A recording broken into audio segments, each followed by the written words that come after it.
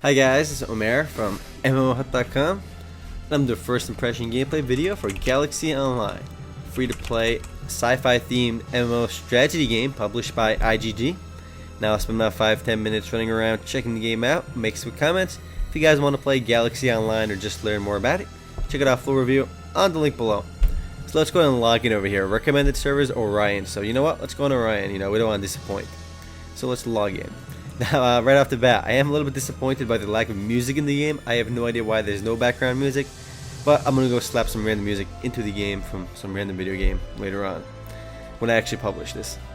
Now, let's go ahead and pick one of our starting factions over here. We got the Kedoi, the Ear, the Bakran, the Ruffula. Sounds like Ruffles, Maya, and Rayman. Rayman? Is that like an old school platforming game? I'm playing Rayman, guys. Oh, we get minus 20 for being Rayman. This is my yield bonus over here. So what this means is that there are too many people playing as Rayman, whatever that means. So you want to play the guy with the highest yield bonus, which really means they have the least amount of players in their faction. And in order to balance the game, the game kind of steers you towards the one with the highest yield bonus to keep things balanced. And you get more resources if you do this. So I'm gonna go with the Cadre over here, and we can choose our portrait as well. We got like a monster over here if you want to be that, and like a Hydralisk or whatever this is. We're gonna go with the Hydralisk. Enter a new name. Imperial Star Imperial. No, I can't put. Fine, I'll put remote tag. So enter a signature. I'm awesome. Let's go ahead and enter the game. Now you can actually read the faction description if you want, but there's really nothing too incredible over there. So bam, here we are. Now I did say this was a strategy MMO, and I wasn't lying, as you can see. If you're looking for a deep sci-fi MMORPG, you will be disappointed. This is actually more like a lot of the strategy games out there. It's basically games like Evany, Empirecraft, Astro Empires, O-Game, those kind of strategy MMOs, usually found on the browser, but kind of a client-based version of those. I mean, I'm not sure why they made this game on a client. They could have easily ran this on a browser perfectly fine, at least I would imagine with these graphics. So basically what we're seeing here is the game's galaxy map. We can see what the other factions control. These green ones belong to the Cadre, which are me. We can just click on any of them to see all the different planets in here in these various solar systems. And this is really just boxed out, showing you various different solar systems over here. So let's just go back to our galaxy map and click around a little bit more. I mean, it's a big galaxy. Going from one point to another will take a long time. But what we need to do right when we start, along with most strategy MMOs, is just to click on our home shortcut over here. Now, this is basically our home solar system in the vast universe or the galaxy. My home planet over here, it's called Home 1. Can I name it? Can I change the name? I don't know. It doesn't look like we can. Maybe we can later on. I don't know. I want to give it a cool sci-fi name, like Tachyon 1 or something. I don't know. So here we can see our various usable resources on the planet, our buildings we can make and such. So let's go jump right into the gameplay over here and click build. Now, if you've ever played Astro Empires, O-Game, or any other sci-fi themed or even any Evany kind of game, you'll know exactly what this is about. This plays almost exactly like every other strategy MMO. So let's go build an aluminum factory. Produces alums. Actually, I don't know if that's aluminum, it's just alums. So, it sounds like aluminum. So let's go make some alums, guys. I am making an alum factory. It'll be done in 10 seconds. Let's shoot out a gas factory as well.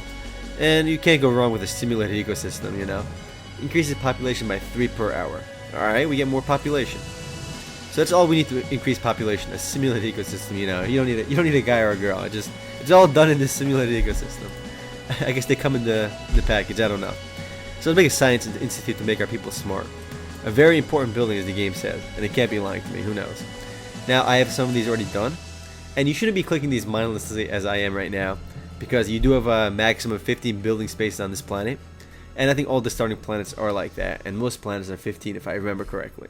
I've played this once a long time ago. I never got into it because it's a lot like every other strategy MMO, and it does have its flaws, which I'll point out in a bit. You can build offensive buildings as well to construct shipyards and various ships. Defensive buildings for various missile turrets and static defense, radars, and celestial industrial base. And we won't have to worry about that because that costs mall points, which is the cash out currency in the game. So industrial stuff is basically for boosting your economy. You're going to really want to work on the stuff early on. And really that's it. We just want to keep churning out these industrial buildings. And what we can do after the building's complete is actually upgrade them. Upgrading them just costs money and takes time, but it doesn't actually take up more building spaces. So if you start building random buildings, you will be full on spaces, and you want to just kind of upgrade your current buildings rather than doing new buildings.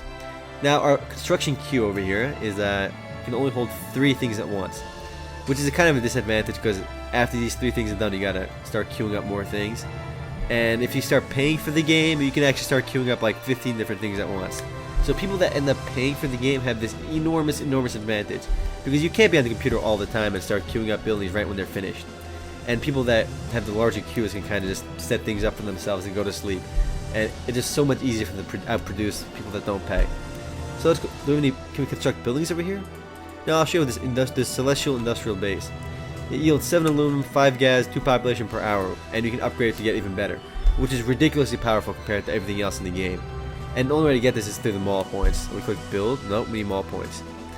And here you can just see some of the game's premium services, which are absurdly overpowered, as many people who play IGG games will probably be able to recognize. A lot of IGG games tend to have broken cash shops, in that they really imbalance the game. But we have Planet Trusteeship. It lets the server manage the individual planets, so you can kind of just do everything AFK. So yeah, it produces the high level and cheapest buildings automatically. Also gives you 15 buildings that can be queued at once. So it's such a huge advantage. It costs 3 mall points per day. I don't think it's a lot though. But once you get really into the game, you can start racking up the mall points real fast. In order to build a celestial industrial base, it costs 4 mall points. And some of the stuff isn't too bad. I mean, cost per day. This one's 33. Increase the number of commanders you can have. And as a free player, you're limited to only a certain number of planets. It seems like 20 over here. But if I pay 34 mall points, I can permanently increase that by 5. And as you play the game a lot, you're going to be expanding to a lot of different planets. And it gets ridiculous to try managing everything. I mean, even with one planet, you always got to stay on your toes. Always be building new stuff. Always be upgrading your stuff. And always, be producing units from them. Because once you start building your offensive stuff, you can actually start producing airships and spaceships and different kind of ships. And you'll basically want to start conquering other territories and defending your galaxy over here and really just conquering new stuff. When you start the game though, the game does have a good deal of direction. I'm going to say more so than most strategy games. I mean, I generally like these kind of games. I've always been a fan of StarCraft, Age of Empires, and those RTSs, so just a strategy game in general usually interests me. And I always play these games for a little bit, but then I eventually get bored because I just can't get over the fact that all the cash up items can really imbalance the game. But right when you start, you have various different quests in the game, which make things a little bit faster paced and direction, give you some direction. You click over here, quest number 1. Quest brief. Several hostile fleets are roaming the area around your home. You must destroy them to ensure your safety. You get rewards for doing so, and this is actually really well worth doing. The rewards are incredible early on, more so than you would get producing yourself. And these little, I don't know what they are, they look like targets or something. They're the actual quests. I mean, you should definitely get these and complete them all right away. Towards the beginning of the game, you're pretty much safe from outside invasion. Other players really won't be able to attack you at the beginning because the game doesn't want you to get screwed. Because right off the bat, if someone just attacks you and colonizes you, you're pretty much screwed. Well, let's go explore other parts of the game though. I'm sure you guys understand the gist of it by now, and I don't want to try explaining things you already know because it's just such a basic game with the core concept. It plays like every other MMO strategy game. Let's go back to the Milky Way galaxy and see what's going on. I mean, there are battles going on in various parts of this big galaxy over here. Here we have space dock. We have big fleets when we want to start attacking other players. You want to bring them over here to repair. But it seems like in order to, well, again, the paying players get such huge advantages because it takes a long time to repair. But if you pay mall points, you can reduce your repair time by up to 240 hours. And I'm sure you can keep doing this, keep clicking on it to make it even faster. And it's just so absurd. Come on, 240 hours? It just speeds up your recovery time by so much. If you're fighting against players that don't pay, you have such a huge advantage. And it just left and right. Everywhere you look in this game, you'll find so many little corners that can be cut by paying. And I mean, I don't mind so much in an MMORPG if I'm playing and some dude next to me gets leveled up 3 times faster because he bought an XP scroll. It's not a big deal. I mean, who cares? I mean, it doesn't really affect me. He's not going to kill me unless it's a game with open PvP, and that's a little bit different. But in most games, if a guy is leveling faster than me, it doesn't matter because we're not really competing directly. But in a game like Galaxy Online or Evany or Empirecraft or any strategy MMO, where when one player gets stronger, you can actually just totally dominate other players. Giving him those, giving him the tools to just be able to get ridiculously powerful by paying is so ridiculous, and it can really get absurd. I'm sure, if you guys have played strategy MMOs, I mean, this is really the primary complaint with them. And it seems like every single one of these games has the same problem. I mean, Lord of Ultima came out recently. It's a strategy MMO by EA.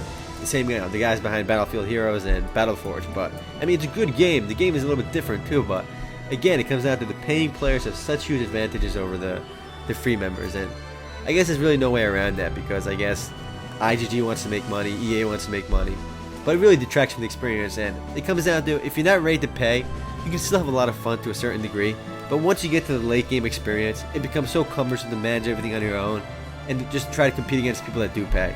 Because there are people out there that have like yanking their credit cards out and paying like thousands of dollars at once, and they just get absurdly powerful in these games. But anyway, let's go. I'm off on a tangent over there. Let's see what else we got over here. Let's go to warship design. Here you can kind of design your own ships with the models over here, your hull. You can actually select different weapons as well.